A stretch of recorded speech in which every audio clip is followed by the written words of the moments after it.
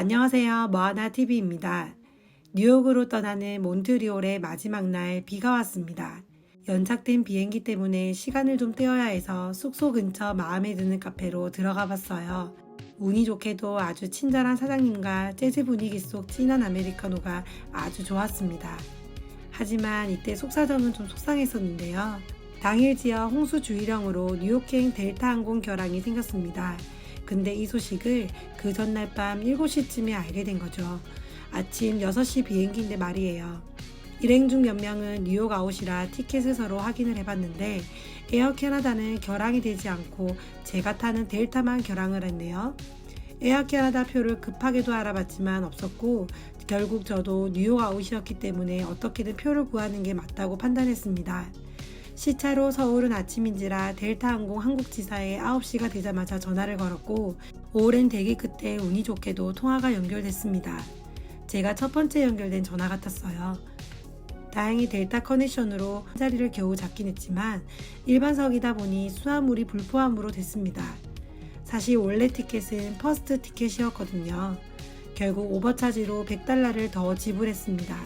조금 억울했던 게 7월 10일 이전에는 에어 캐나다도 날씨에 따라 결항하는 경우가 꽤 많았더라고요. 근데 막상 당일에는 델타가 결항되고 에어 캐나다는 정상 운행을 하고 진짜 비행기 탑승 전까지는 알 수가 없나 봅니다. 한국에 돌아와 델타항공에 영수증을 첨부하여 보상 요청을 올렸지만 답이 엉뚱하게 돌아와 한 번 더 서비스 센터에 확인이 필요할 것 같아요. 이미 귀여운 비행기로 시카고에서 몬트리올까지 간 경험이 있었기에 이번 델타 편도 당황하지는 않았지만 나름 배려받아 비상구 쪽으로 자리를 받은 건데 힘들게 타는 비행기라서 그런지 진짜 비상사태가 벌어질까봐 겁도 조금 나더군요.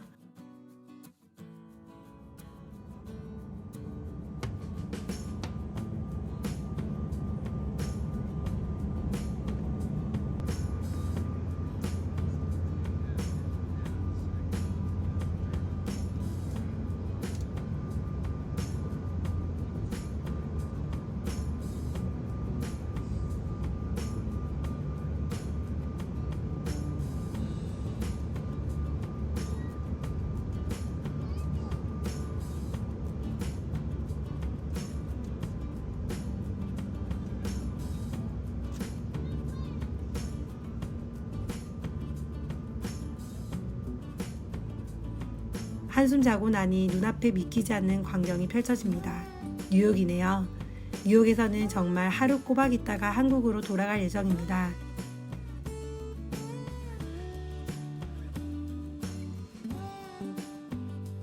역시나 우버 천지고요. 저도 불러서 기사님을 기다리는데 여기에만 있어도 뉴욕 교통체증이 확 와닿았습니다. 그리고 도착한 몫이 타임스퀘어 호텔입니다. 까만 엘리베이터를 타고 방으로 들어서면 의외로 따뜻한 느낌의 배색으로 구성되어 있고요. 화장실은 반전 있게 디자인적이었습니다.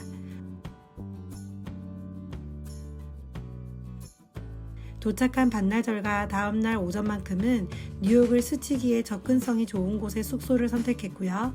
몫이 체인은 처음이라 궁금했습니다. 공간 느낌은 좀 활기차요. 전화기도 너무 귀여웠는데 어떻게 해야 하는지 좀 헷갈렸습니다. 옆에 물은 먹으면 안 되는 거고요.